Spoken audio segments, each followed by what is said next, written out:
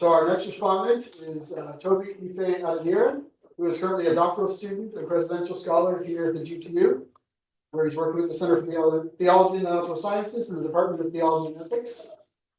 His research focuses on nuclear peace. Apart from being a theologian, Dr. Ife-Adediran is a Baptist clergy member and physicist with expertise in environmental radiation protection and monitoring. He joined the Federal University of Technology, Akure, as a member of the faculty in 2013, and has since engaged in research and teaching. His previous individual and collaborative research efforts have been peer-reviewed journals and book chapters. He is passionate about the diversification of theology and science discourse towards the sustainable advancement of science and technology in Africa. Welcome, Toby. Thank you, Dr. Braden. Good to see everyone. I appreciate the rich conversation that we've been having on this very important subject matter on the dialogue between an economist and a theologian, finding hope on the warming planet. And I'm just going to give hopefully a brief response and hope to open up the conversation in the direction of the thoughts that I have. Haven't read the papers from the fellows and listened to their presentation. Both scholars have shown very interesting depth in both the theological and economic dimensions of our conversation today. And I want to open up my response with a statement that intrahuman peace and flourishing will be threatened until humans make peace with the non-human creation. Nature supplies the habitat upon which humans can fully be realized. And so I'll go into specific responses that I have. The first one is that climate change causes, effect, and adaptation, as well as remediation efforts, are not equally distributed across the globe, across the spatial gamut. And this uneven distribution for me is quite a concern.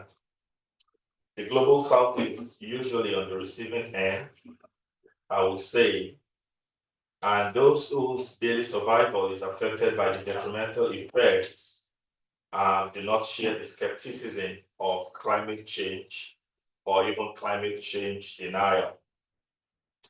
And I want to cross-reference the Los Angeles wildfire that happened early this year, as well as the disruption in power. I think it covered 3 countries in Europe early this week: Spain, Portugal, and maybe some parts of France.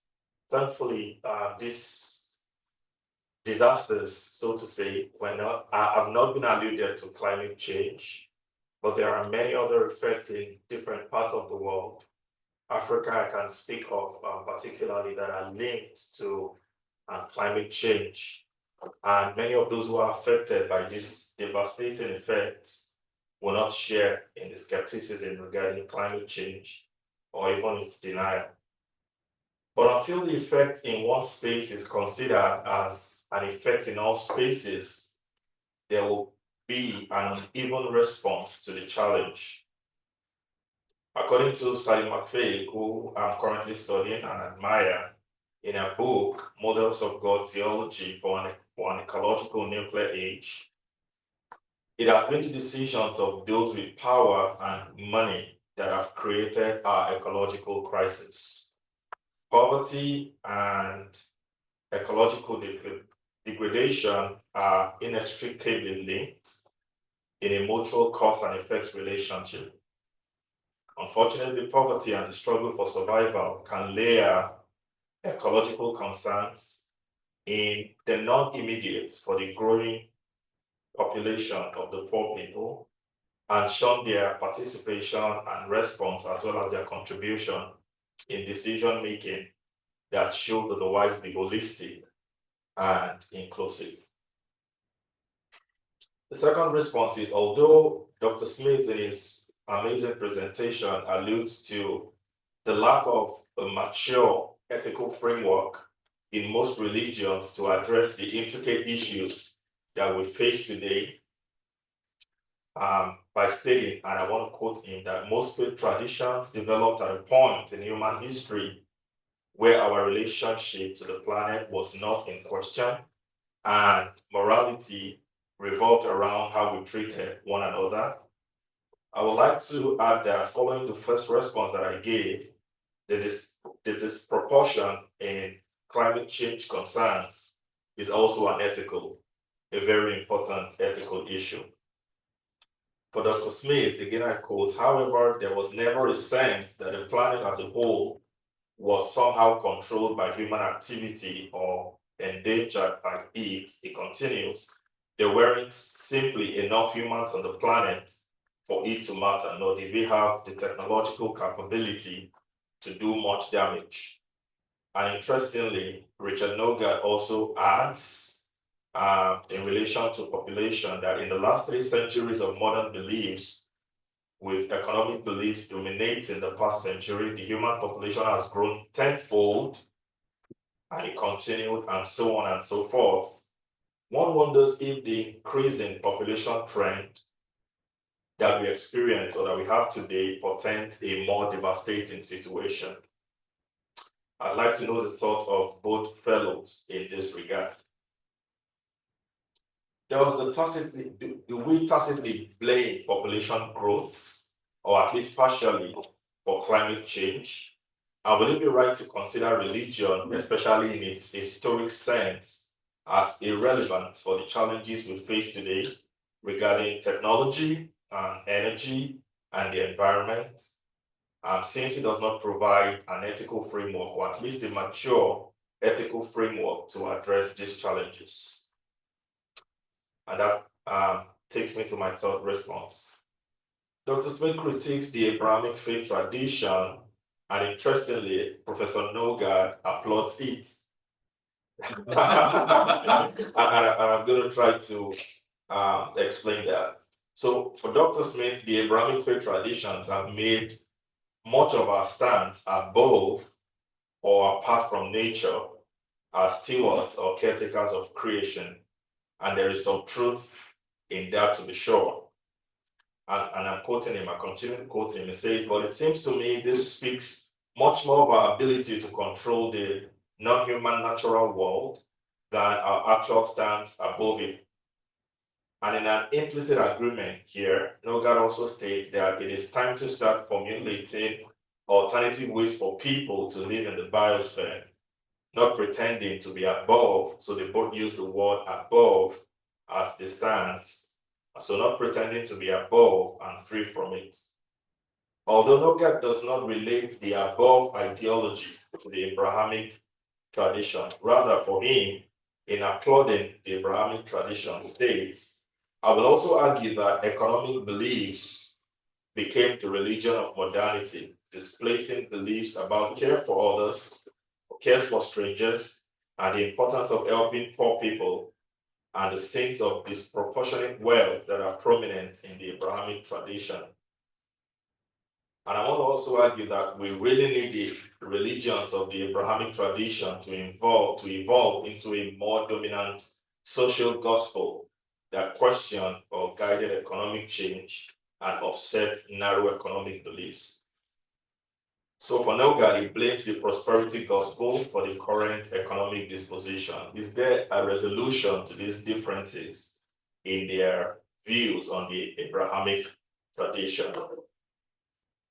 Dr. Smith also alludes to the metaphorical expression of the earth as mother by Dietrich Bonhoeffer, a 21st century theologian. Sally McFaith is a strong proponent of this creative reimagination of religious language to situate the theological message in light of the pressing issues that confront the current age. And I'd like to ask, what are the is and is not of considering the earth as mother, or even the one directly proposed by Dr. Smith, the earth as household, from his beautiful coinage of the oikos nomos and the oikos logos, if I remember well. I mean, He probably didn't coin it, but he alluded to it. And how do we disabuse ourselves from old models and old metaphors that probably hold us sway, and from ecological sensitivity, models such as the earth as God's footstool and the earth as what is passing away and may not need the attention that we are giving to it in climate change mitigation. Another question that I have is care sufficient as it stands now? And what do you think about the statement, the logic of justice and the ethic of care are both required? I proceed also to look at this, the issue of objectifying and not subjectifying of creation or nature, as Noga quoted priest and geologist Thomas Berry in saying that the universe is a communion of subjects and not a collection of objects. A view that I argue finds its roots in the mechanical models of Newtonian physics and Leibnizian philosophy. Commendably, the 20th century organic model recognizes the interdependent and symbiotic nexus between time and space and matter, all of which components are considered to have intrinsic value and instrumental worth. Speaking of an anthropocentric versus a theocentric view, it seemed that the free market fundamentalism of Richard Norgard, as highlighted by Dr. Smith, is an effect of a misplaced anthropology, which he quoted as just another way of worshipping ourselves or our own ingenuity. McPhail also agrees that indeed we need a new anthropology that does not situate man at the center of creation, but rather as an equal member with other components of creation in an interdependent, non-hierarchical model. Indeed, what we need is an appreciation of the intrinsic interdependence between all forms of life, humans included, and a subversion of oppressive hierarchies. I believe this is somewhat related to Dr. Sharma's focus on liberation and the role of the joint responsibility of all life forms in nurturing and attaining a fulfillment. Both scholars who have spoken to us today allege the Enlightenment, claiming that it ushered the economic insensitivity to ecological sustainability that we experience today. Although Smith mentions the Enlightenment fallacy using the word dethrone God and replace him with human reason, and as though they were substitutionary. This may have been a necessarily extreme reaction to the orthodoxy that isolated faith from reason and empiricism. Norgard also admits that the Enlightenment philosophers, however, strengthened beliefs in individualism and in prosperity and freedom, and economists argue that markets would build that alternative world. Today, thankfully, there is an appreciation for the intersection and synergy between these different magisteriums. Again, for Smith, the philosophical problem is linear economic thinking on a planet whose rhythms are actually cyclical. While for Norgard, bad economic beliefs have led to bad outcomes. And unfortunately, scientific fragmentation and lack of a systemic appreciation has perpetuated this economic doom. The deeper, the less panoramic. On the subject of ecology and economy, Smith claims that the economy should be led or should be controlled by ecology, in what Norgard refers to as an ecological economics. Our ecology, he claims, has to be sound. Yes, so I respond by saying our ecology has to be sound if it will take a good lead on our economy. And this is where theology has a critical role in shaping our worldview about creation, about nature, and about humans. Dr. Smith addressed that we need to be hopeful and I continue in that thought to say that the whole needs to be defined. Is it active or passive? Is part of this whole a call for action, a call for justice, or would it just be hope isolated in itself? McFate thinks that the triumphal allusion to the world to come in Dr. Smith's conclusion from Revelations 22 and verse 2 is actually one that causes ecological insensitivity and destruction. For indeed, if there is a world to come, why should we care about the world that is to be destroyed?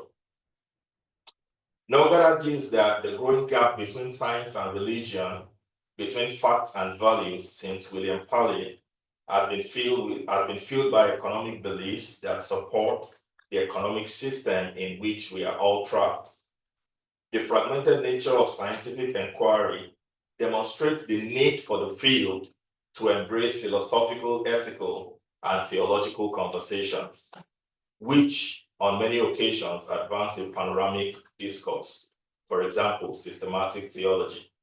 And this is a call for a transdisciplinary or a multidisciplinary or interdisciplinary approach. I might say theologians seems to have their hands stretched for a dialogue, but the world of science seems not to reciprocate this gesture in a mutual measure. And I quite understand that the scientific method of inquiry can be so convincing and absorbing to make looking past it difficult. But challenges such as climate change makes the handshake between these different fields and disciplines very necessary. And Nogard exemplifies this claim by the call for a systemic thinking by pointing out the fact that apart from climate change, the economic beliefs of the last century have also threatened the well-being of future generations and endangered non-human species that we depend on. It is important to bear in mind that climate response time is actually in a scale of a lifetime, so cost and benefits may not be experienced by the same generation. Clark Wolf, in his paper entitled Intergenerational Justice, Human Needs and Climate Policy, recommends a two-stage strategy. The first stage of austerity requires the adoption of policies to reduce the emission so that the atmosphere could recover to a relatively stable equilibrium. Once the atmosphere and climate cease to degrade as a result of past emissions, then there can be a transition to the second stage of sustainability, in which emissions will be capped at a level consistent with the maintenance of stable atmospheric greenhouse gases over time. However, within the first stage, emission reduction might need to be eased gradually. However, mandated economic caps could impose a shock to the global economy, and that an inappropriately designed policy might impose more hardship if it is not carefully done. Present mitigation efforts may reduce the rate of destruction, but it will be decades or even centuries before the global climate and the environmental systems of the earth begin to recover. And the final response would be that in Nogard's submission that our economic models of climate change trade off the future benefits of more growth against the present cost of growth of mitigating climate change. Perhaps we need to redefine growth that is more holistic and systemic, for if we do, there may be no trade-offs. In the conclusion that with sufficient catastrophe, the existing economic structures and its supporting belief system will collapse.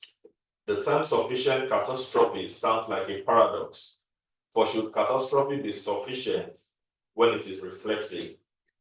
The indigenous quote by Nogard's conclusion, which was shared, I believe we didn't have maybe so much time to read it, but that indigenous quote shows that although climate change is a global phenomenon and international conventions are important, mitigation actions will be more successful when they are local and contextual.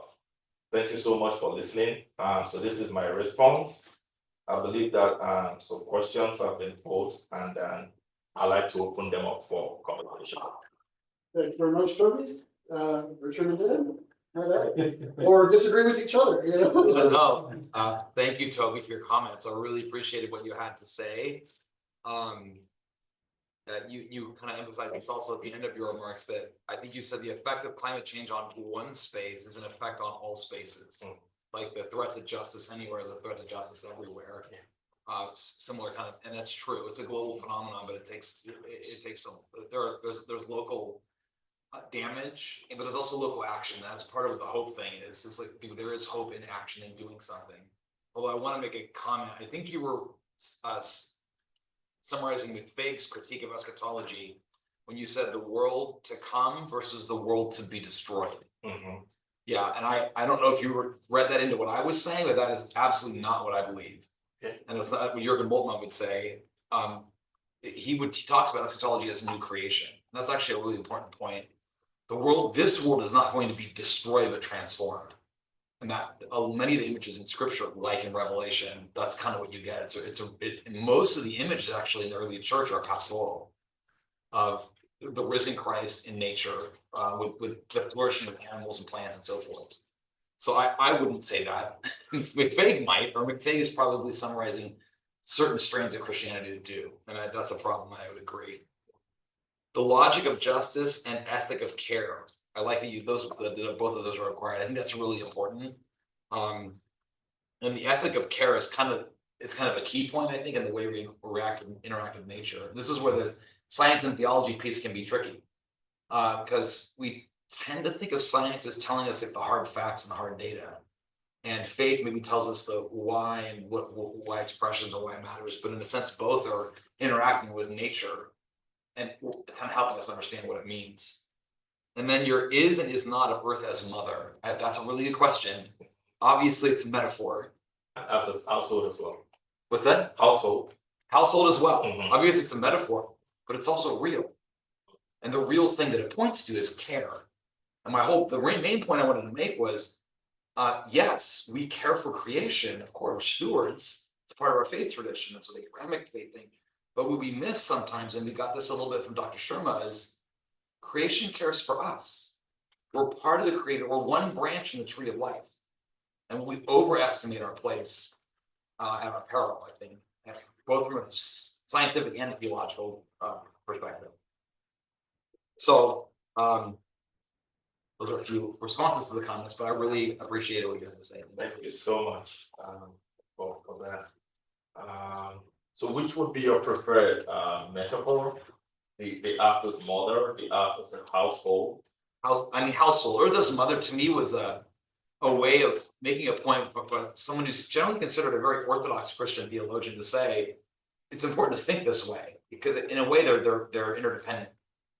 But to me, household, it's how do we live together as creatures on the planet, because the Earth is our home. Great. And then I noticed in the introduction to your paper, and I was, I found this very interesting when you say that when you use the word very likely, that the devastating effects that we experience today are very likely as a result of climate change. And that seems to introduce a form of skepticism. I may say, but I was wondering, what might inform your skepticism in the use of the word very likely effects of climate change? I don't really have any skepticism about it at all. The language of science is often not 100%, because there's going to be somebody that's going to say, well, what about this? A lot of the climate deniers or the climate skeptics will point back to some point in time when the Earth was really hot and say, see, it was hot then, so therefore it's not happening. And it's almost a strategy.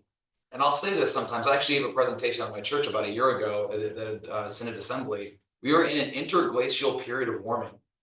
That's true. And the emission of greenhouse gases is driving it to a high level. That's the best science we have. That's just, and it's not faith. It's physics. It's so even like the language of I believe in climate change is problematic. I believe it's real, but I don't believe it's not a doctrine. It's so in a sense, it's, I mean, irrefutable. But you can make a claim, there's folks that make claims, so that, I guess that's mainly that, I'm not really skeptical, like it seems pretty obvious to me that.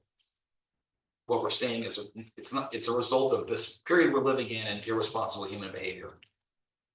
Thank you. Sure. I mean, I do observe many of the effects that have been, reported recently, and it looks like the narrative is still towards this is not as a result of climate change, and there is a kind of strong emphasis on it. Whether it was the recent outage, or some of them observed in the global north, it looks like there is that emphasis to say, well, this is what we have observed, but we haven't linked it to climate change, and we wouldn't say it's an effect of climate change. And so that was what I wanted to learn of, if you have like any skepticisms, and None beyond kind of what's with, yeah, no, not really. okay, thank you. Yeah. And I can pick up there. I've been in communication with climate scientists for 4 decades, and so to me, it is very real, and we are experiencing it now. And that it's human driven is no longer a question. It has unfolded much more rapidly than we expected, because the ocean was trapping more heat than we knew, and then we predicted it would. And now it is releasing that heat, and the oceans are behaving erratically, and we're getting very erratic climate, very erratic weather. And so this is very for among climate scientists, this is it, we're in it.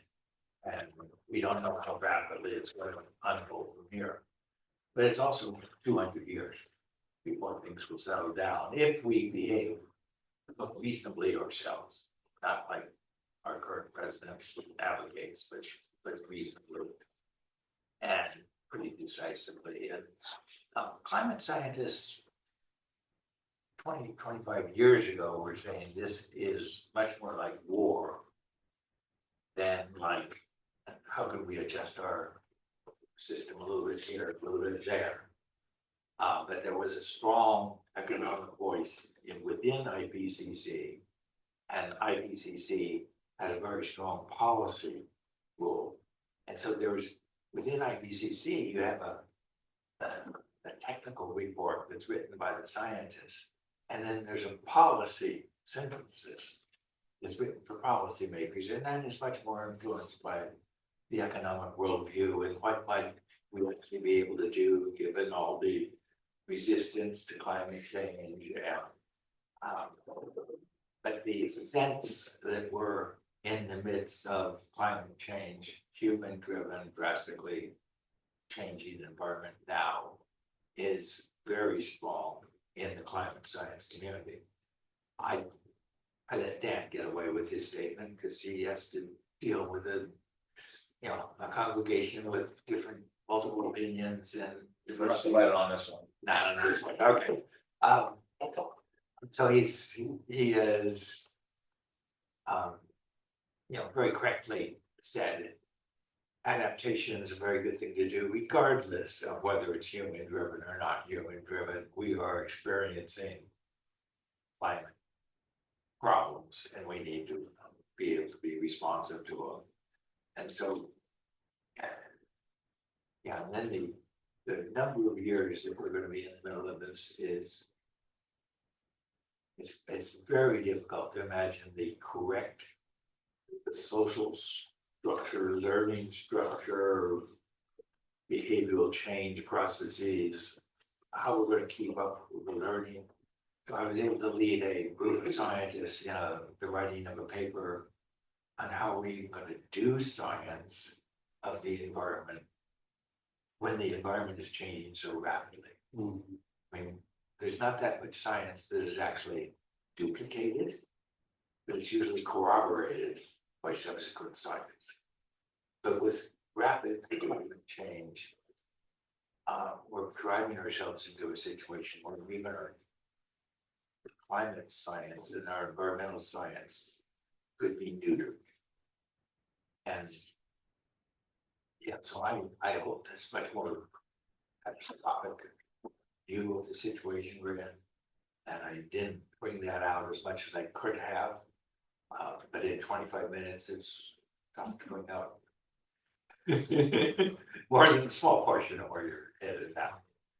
I'd like to respond to that if I could. I probably would have more accurately said almost certainly rather than very likely. Because you can always, there's like theoretical doubts, sort of like you were serving a jury, like there's imaginary or theoretical doubts that you can conceive of. But is it a realistic thing? No. I think part of the problem today is thinking in absolutes. So when you say human, you said that a moment ago, climate change is human cause is not in doubt at all. Yeah. And we're in an interglacial period of warming. Both are true. We do this as Lutherans, right? Saint and sinner, whatever, law and gospel. Both are true, but the human mind, especially in America, it seems like doesn't want to go there. Well, if that's true, then this isn't true. Like, and that's important to hold those tensions together. And then, maybe on a final note, so I mean, Dan, was it Dan or Norbert that blames the prosperity gospel as the challenge against the Abrahamic tradition?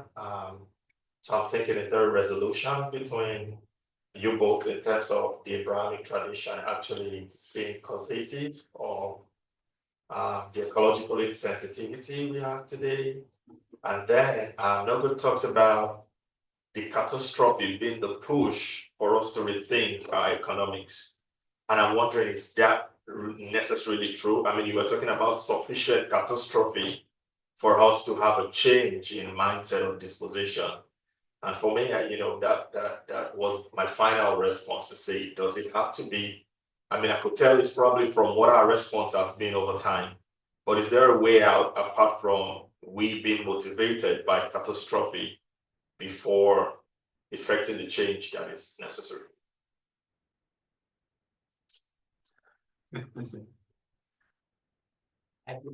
My reaction is that we have created systemic ignorance. We have created systemic ignorance even within science. There's a fragmentation of science. And while natural theology was an effort to understand the nature of the deity, it was the deity that provided the wholeness of what they were looking at. And natural philosophy following that was still looking for wholeness, but we very quickly had the fragmentation of the sciences at the same time. So there was a parallel effort during the 19th century, and then you see it, among a few. I'm sorry, I just came out of the 50th anniversary of the Energy Resources Group, so some of the visions of what's on the screen were from this morning and not this afternoon, but that we literally created a system of expertise that was separate expertise rather than knowledge of the whole or thinking about the whole.